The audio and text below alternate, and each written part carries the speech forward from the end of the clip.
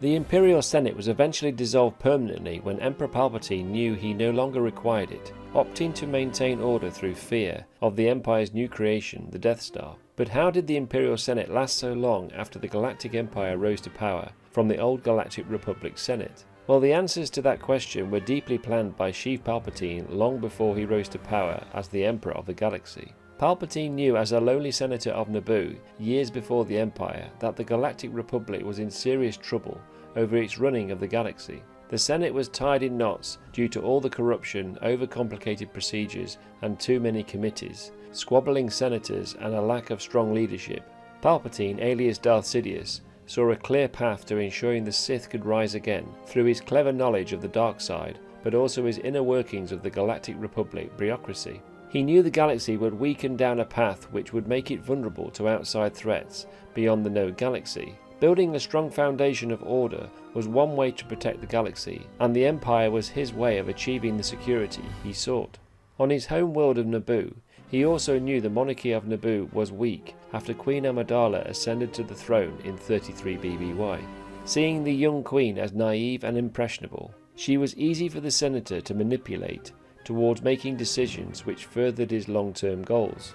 In 32 BBY, when the Trade Federation blockaded Naboo after the Republic Senate voted to extend the formalized trade lanes to the Outer Rim, which removed the Trade Federation's monopoly of commerce and power within the region, as well as increased taxation, Palpatine had already been involved in causing the standoff to arise by making a deal with the Trade Federation in which he would help their plight in the Senate. But at this stage, obviously, the Trade Federation were just pawns in a much larger plan. Even in these early stages of that plan, Palpatine knew the Republic Senate required careful handling to ensure new measures were passed after he became Supreme Chancellor. Using his immense knowledge of the dark side, he was secretly using this power to manipulate the Senate to do his bidding without anyone really knowing what was actually happening. In 24 BBY, the Emergency Powers Act was passed by the Senate in order to amend the Galactic Constitution and provide the necessary powers to Supreme Chancellor Palpatine to act swiftly to resolve the ongoing war against the Separatists. The motion passed eliminated electoral term limits for Supreme Chancellors, giving each Chancellor the option of when to stand down for new elections. The Act also granted powers for Chancellors to make instant decisions without the need for the full Senate approval, giving Palpatine all the necessary authority to attempt to end the Separatist crisis, including the declaration of martial law on local systems. This was a game-changing moment for Palpatine, and now had complete control over what was happening across the entire galaxy. In the final months of the Clone Wars in 19 BBY, Palpatine declared the constitutional introduction of the Sector Governance Decree, installing new governors called Moffs to control entire sectors across the galaxy. This fueled a backlash of resentment from a group of senators, including Mon Mothma, who set up the Petition of 2000 to oppose the Chancellor's continued term in office. The Senate and the Jedi had no idea of Palpatine's cunning plan until it was too late, and when Order 66 was given, and of course it was all part of his elaborate plan to seat himself at the centre of the galaxy and exterminate the Jedi, something in which had not happened previously throughout galactic history. As Palpatine ended the Clone Wars, declared himself the Emperor and reorganized the Republic into the Galactic Empire, the Imperial Senate was born and under the complete grip of the Emperor. However, as Palpatine had foreseen, some Jedi would inevitably survive the Purge, and immediately Darth Vader led the Inquisitorius to hunt down their remnants. Although the Imperial Senate still remained the legislative body of the Galactic Empire, in reality it was still essentially powerless to pass any laws without Palpatine's approval, and held very little real authority. It was in place merely to act as an advisory Congress from the birth of the Empire. But Palpatine knew one thing that could not be underestimated was the Imperial Senate would continue to play a vital role in galactic morale and keeping the vast majority of Imperial citizens and the populace in line, having the illusion that democracy was still in place. This was a fundamental reason for keeping the Imperial Senate intact during the first 20 years of the Empire's reign, until the galaxy could be ruled by fear alone. But until that point in 0 BBY, the Empire had to be mindful of arousing popular support to sway against them in the form of the Rebel Alliance, which by then had grown from small pockets of resistance to a fully fledged coordinated operation. The Imperial Senate consisted of congressmen such as senators and representatives of the sectors within the Empire, Some were elected directly, while others were appointed by the planet's ruler. The Empire's new order introduced high human culture and policies which favoured humans over alien races, and so most of the alien senators were replaced by humans, who were eventually representing worlds that were entirely non-human, though alien senators were not unheard of, especially in the early days of Palpatine's rule. The Emperor ensured the core worlds held the most influence and power, for the simple reason that those worlds held a human majority. Politically, the Empire deemed alien species unpredictable, and used this to proclaim aliens as part of the Republic Senate's declining issues.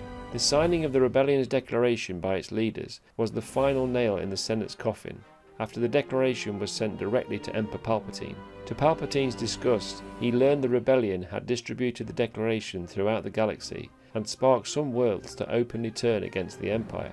Now the Rebel Alliance had become an official movement. Some Imperials feared them as a real threat to the Empire's authority.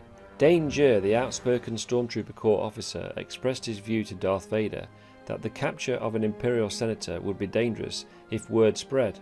Vader of course knew Leia's arrest required covering up in order to prevent any growing sympathy for the Imperial Senate and the rebellion.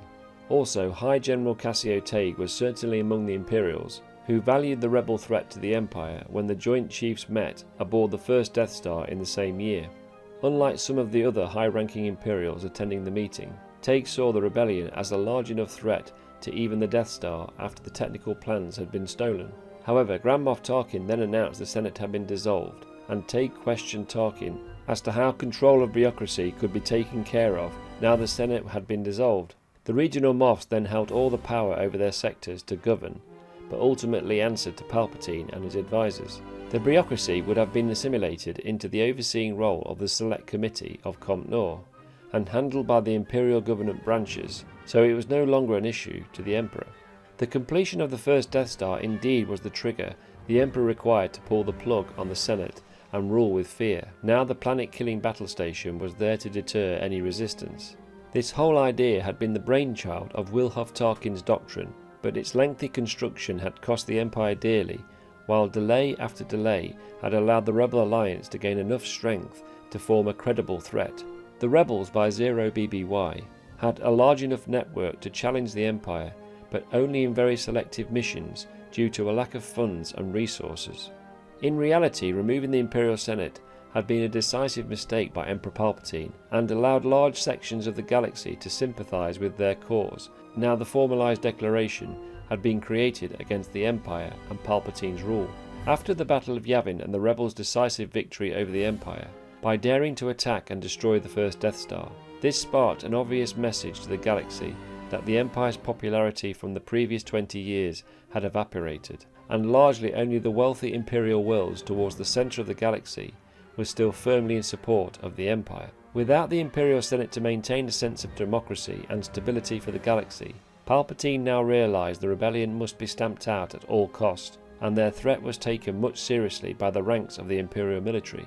So the Imperial Senate's demise was all about Palpatine's grand plan to seize power, even in these early days on Naboo, as the likely threat he became to changing the course of the entire galaxy. That's all for today. For more Imperial Explained videos, please give a like and subscribe. Thank you for watching, and as always, long live the Empire.